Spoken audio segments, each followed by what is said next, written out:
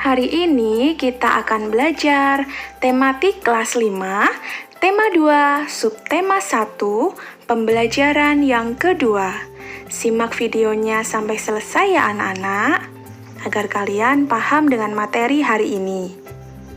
Nah, anak-anak, semua makhluk hidup itu, baik manusia maupun hewan, semuanya bernafas. Nah, apakah kalian tahu apa alat pernafasan manusia? Alat pernafasan manusia adalah paru-paru. Jadi, manusia itu bernafas menggunakan paru-parunya. Nah, manusia bernapas untuk memasukkan udara ke dalam tubuh, ke dalam paru-parunya. Nah, udara yang masuk ke dalam tubuh manusia itu mengandung oksigen atau O2. Sedangkan udara yang dikeluarkan dari tubuh manusia itu mengandung karbon dioksida atau CO2. Sekarang kita akan belajar sistem pernapasan pada manusia. Nah, organ pernapasan manusia itu terdiri dari hidung, faring, laring, trakea, bronkus, bronkiolus, dan paru-paru atau alveolus. Kalau agar kita mudah untuk mengingatnya, bisa disingkat dengan Hifalatra bron alve. Jadi hi itu hidung, fa itu faring, la itu laring, tra itu trakea, bron itu bronkus, bronkiolus, dan alve itu alveolus. Jadi disingkat dengan Hifalatra bron alve. Itulah organ pernapasan pada manusia. Organ pernapasan manusia yang pertama yaitu hidung. Udara masuk melalui lubang hidung ke dalam rongga hidung. Nah, di dalam rongga hidung itu terdapat rambut-rambut pendek dan tebal untuk menyaring dan menangkap kotoran yang masuk bersama udara. Selain disaring, udara yang masuk dilembabkan oleh selaput hidung. Nah, jadi hidung itu sebagai tempat untuk masuknya udara dan sebagai tempat penyaringan kotoran ya anak-anak. Karena dalam hidung terdapat rambut-rambut pendek dan tebal yang berfungsi untuk menyaring dan menangkap kotoran. Yang selanjutnya adalah faring. Faring merupakan persimpangan antara saluran pernapasan pada bagian depan dan saluran pencernaan pada bagian belakang. Yang selanjutnya yaitu laring. Laring atau teka atau yang biasa kita sebut dengan jakun itu terdapat di bagian belakangnya faring. Nah, laring itu terdiri atas 9 susunan tulang rawan yang berbentuk kotak. Organ pernapasan manusia yang selanjutnya adalah trakea atau batang tenggorokan. Pada trakea terdapat jaringan yang disebut silia yang akan bergerak dan mendorong keluar debu-debu dan bakteri yang masuk. Selanjutnya adalah bronkus. Bronkus merupakan percabangan dari trakea serta terdiri atas bronkus kiri dan bronkus kanan. Jadi trakea itu bercabang ya anak-anak menjadi 2 yang dinamakan bronkus. Selanjutnya adalah bronkiolus. Kalau bronkiolus ini merupakan percabangan dari bronkus. Jadi bronkus itu bercabang lagi menjadi bronkiolus. Yang selanjutnya adalah alveolus. Alveolus terdapat di dalam paru-paru, merupakan tempat terjadinya pertukaran oksigen dan karbon dioksida. Alveolus dikelilingi kapiler-kapiler darah.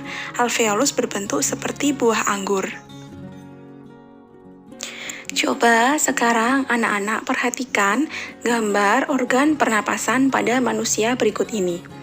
Nah, di atas itu, paling atas ada rongga hidung ya. Jadi, lihat panahnya itu ya, rongga hidung. Kemudian di bawahnya ada rongga mulut. Di bawahnya lagi ada faring. Nah, di bawah faring itu ada laring. Ya, laring itu bercabang menjadi 2. Ada yang masuk ke kerongkongan, itu masuknya ke jalur makanan, dan ada juga yang masuk ke batang tenggorokan, yaitu jalur pernapasan.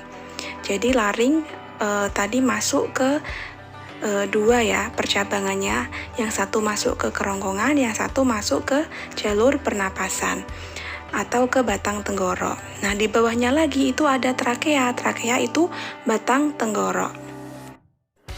Trakea bercabang lagi menjadi dua, namanya itu bronkus. Ya, jadi trakea batang tenggorok itu bercabang menjadi dua, namanya bronkus. Lalu bronkus bercabang lagi menjadi cabang yang lebih kecil-kecil, itu namanya bronkiolus. Nah, yang paling kecil kayak serabut itu yang ada lingkarannya itu namanya alveolus. Nah, alveolus bentuknya seperti itu ya anak-anak, berbentuk seperti buah anggur. Nah, seperti gambar yang ada pada tanda panah alveolus itu ya. Jadi itu adalah bentuk alveolus sebagai tempat pertukaran oksigen dan karbon dioksida. Nah, ini selanjutnya ada tabel bagian-bagian pernapasan dan fungsinya. Yang pertama, hidung. Tadi sudah dijelaskan ya, fungsi hidung itu sebagai penyaring debu atau kotoran yang berasal dari udara. Juga sebagai penyesuaian suhu dan kelembapan udara untuk memudahkan proses penyebaran gas dalam tubuh. Yang selanjutnya adalah trakea atau tenggorokan. Fungsinya untuk penghubung antara bagian hidung dan paru-paru. Juga penyaringan kembali udara yang masuk dan menghantarkan udara tersebut ke paru-paru. Nah, yang ketiga yaitu paru-paru kan terdiri dari bronkus, bronkiolus, dan alveolus. Bronkus adalah dua percabangan dari trakea yang menuju ke paru-paru kanan dan kiri. Kalau bronkiolus itu adalah percabangan dari bronkus. Sedangkan alveolus adalah ujung bronkiolus yang berfungsi sebagai tempat pertukaran oksigen dan karbon dioksida. Ya, jadi paru-paru ada 3. Yang pertama yaitu bronkus, percabangan dari trakea. Jadi trakea bercabang menjadi 2, yaitu bronkus. Kemudian bronkus bercabang lagi menjadi bronkiolus. Nah, ujung dari bronkiolus itulah yang disebut alveolus, yang mana alveolus itu berfungsi sebagai tempat pertukaran oksigen dan karbon dioksida. Apakah anak-anak ada yang tahu bagaimana urutan sistem pernapasan pada manusia? Ya, jadi yang pertama yaitu udara masuk dulu ke dalam hidung. Nah, dalam hidung ini udara disaring apabila ada kotoran. Nah, selanjutnya masuk ke faring. Setelah ke faring, masuk ke laring, kemudian masuk ke batang tenggorokan atau trakea. Nah, di dalam trakea ini apabila masih ada udara yang kotor akan didorong keluar kembali. Nah, udara yang bersih akan diteruskan ke bronkus. Bronkus bercabang menjadi 2 lagi, yaitu bronkiolus. Jadi bronkiolus itu adalah cabang dari bronkus ya. Kemudian setelah dari bronkiolus itu menuju ke paru-paru dan terjadilah pertukaran oksigen dan karbon dioksida yaitu di alveolus.